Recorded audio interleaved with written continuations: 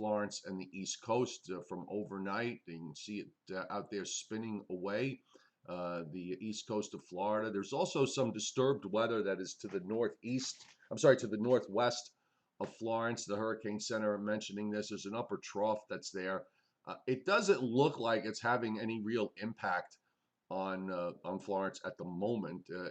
It could be part of the process that's going on as the upper atmosphere readies for Florence as it moves westward. A bit of an upper high developing there, and it looks like those clouds are kind of turning on the edge of that. I'm not entirely sure uh, what's going to wind up with that system, other than the fact that either some of that moisture is going to get somehow entrained in all of this, or it'll just move out to the east northeast. There's no sign on the models of anything developing out of it, so we'll see. The more important upper trough is going to be extending southward from the North Atlantic. Is not going to get anywhere close. So we are going to continue to see Florence move on to the west. I'll bring up a close-up satellite loop here, and let me get the.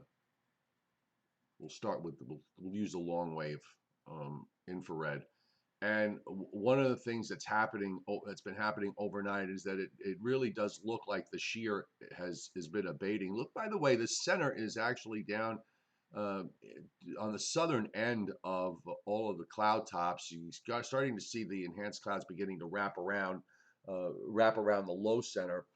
There's more on the west side that it seems than there is on the east side. Still definitely a tropical storm, but definitely in the process of getting organized. And also, it has been moving south of west for since yesterday, and it continues to do that.